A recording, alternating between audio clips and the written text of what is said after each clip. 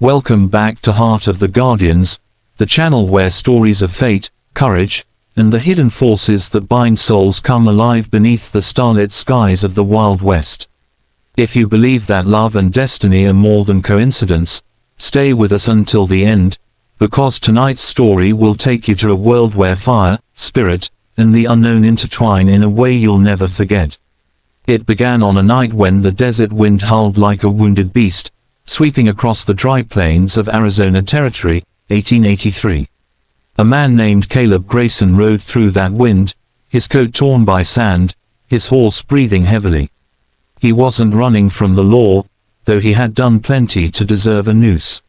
No, he was running from himself, from the faces of men he'd left in shallow graves and the haunting cries of those he couldn't save. The sky was bleeding crimson as the sun sank beyond the mesas. Caleb's lantern flickered weakly, a flame that fought against the darkness. He'd been riding for hours when he saw it, a dim, golden glow between the canyons. It looked like a campfire, but something about it felt off. Too still, too silent. Curiosity and desperation made him ride closer. The fire burned in the middle of a small clearing, surrounded by stones arranged in a perfect circle. Beside it sat a woman. Her hair was dark as night, her skin glowing in the firelight, and her eyes, those eyes, shimmered with something ancient. She looked up as if she had been expecting him all along. "You're late," she said softly. Caleb frowned, dismounting slowly. "I don't reckon we've met, miss." The woman tilted her head. "No, but our souls have." He almost laughed. Almost. But the way she said it, like it was truth carved into the bones of the earth, froze his breath. "My name's Lila," she continued. "And you shouldn't have come here." He looked around, the unease growing in his gut. Didn't have much choice. Been riding blind since sundown. Needed fire, water, and maybe some company. She smiled faintly, a sad kind of smile. "Then sit, Caleb Grayson. Share the flame. For once you've seen it, you'll never be the same." He hesitated, then dropped to the ground opposite her. The fire crackled between them, and for the first time that night, he felt a strange calm, as if the weight on his chest had lifted. Her voice carried like wind over water. "This land," she said, "was once sacred. My people believed the fire could bind two souls, not in marriage or promise, but in destiny. Those who shared the flame under the same stars would carry each other's spirits forever." Caleb smirked. "Sounds like a fairy tale." "Does it?" Her eyes glinted. "Then tell me, outlaw, why do your hands shake?" He looked down. His fingers were trembling, though he felt no cold. A strange warmth pulsed through him, from the tips of his fingers to his heart. The fire burned higher, its color shifting, gold to white, white to blue. He swallowed hard. "What is this?" Lila's voice softened. "It's what was promised, long before you came here. You've walked in many shadows, Caleb. Killed, lied, stolen. But fate doesn't forget the blood of the innocent. You were meant to find this fire." He stood, backing away. "I didn't come for any of that witchcraft. I just wanted to rest." "You cannot rest," she whispered. "Not until your soul is clean." The wind howled, and suddenly the fire exploded in a burst of light. Caleb covered his face, but when he looked again, the world had changed. He stood in the same clearing, yet everything was alive with color and sound. Ghostly shapes moved between the trees, warriors, mothers, children, their forms woven from smoke and starlight.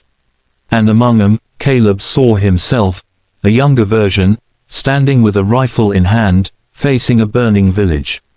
His heart pounded. "No, no, this ain't real." Lila stood beside him now, her eyes filled with sorrow. "You remember, don't you? The raid on the Apache camp. The flames you lit that night burned more than tents. They burned a promise." "I didn't know," Caleb shouted. "I was following orders." "But your soul did," she said. "And it's been restless ever since." He fell to his knees, clutching his chest as the visions grew stronger, screaming voices, the crackle of fire, the smell of death. He saw the face of a woman, holding a child, crying as the fire consumed them. Lila's voice trembled. That woman was me. Caleb's breath stopped. He stared at her, the realization hitting him like a bullet. You're dead, he whispered. She nodded slowly. And so are you. You just haven't accepted it yet. The fire roared, reaching higher than before, and the night around them warped into something between dream and memory. Caleb's mind reeled. He remembered the ambush, the bullet to his side, the way he'd fallen, alone, bleeding into the sand. He'd never made it out alive. I died out there, he murmured. Didn't I? Lila knelt beside him. You did, but your spirit couldn't rest. It wandered, searching for the flame that would set you free. He looked at her, tears welling in his eyes, the first in decades. And you waited for me. For eternity, she whispered. Because our souls were bound by the fire.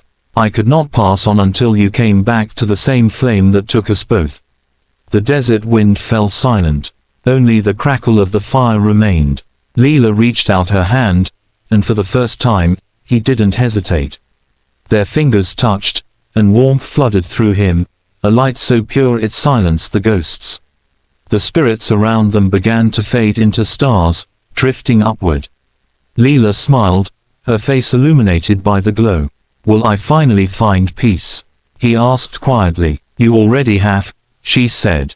You just needed to remember who you were before the darkness. As the flames began to die down, the sky turned silver. Caleb looked at her, her image flickering like a reflection in water. Lila, he whispered, I don't want to lose you again.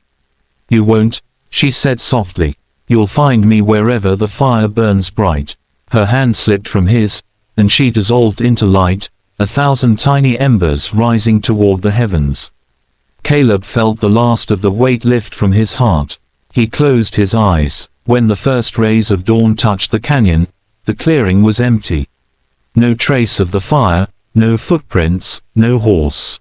Just a circle of scorched stones and the faint scent of smoke in the air. Weeks later, a group of travelers passed through the same area. They spoke of a strange calm, a warmth that hung in the air despite the chill of morning. One of them, a preacher, found something curious in the ashes, 2 sets of handprints, burned deep into the earth, side by side. He knelt, whispering a prayer. May their souls ride together beyond the sunset. And somewhere, far beyond the reach of time and dust, 2 spirits rode side by side through fields of light, bound by the fire they once shared through the night. Because in the Wild West, not all bonds are broken by death. Some flames never die. They live on in the wind, in the stars, in the hearts of those who believe that love is eternal, even when born from the ashes. This was the story of Caleb and Lila, the outlaw and the spirit who shared the flame that defied fate. If this story moved you, remember to keep your fire alive, the one that makes you human, that makes you dream, that reminds you love is stronger than fear. Thank you for watching Heart of the Guardians, where every story carries a soul, and every flame tells a truth. Until next time, keep your lanterns lit, and your hearts open to the unseen.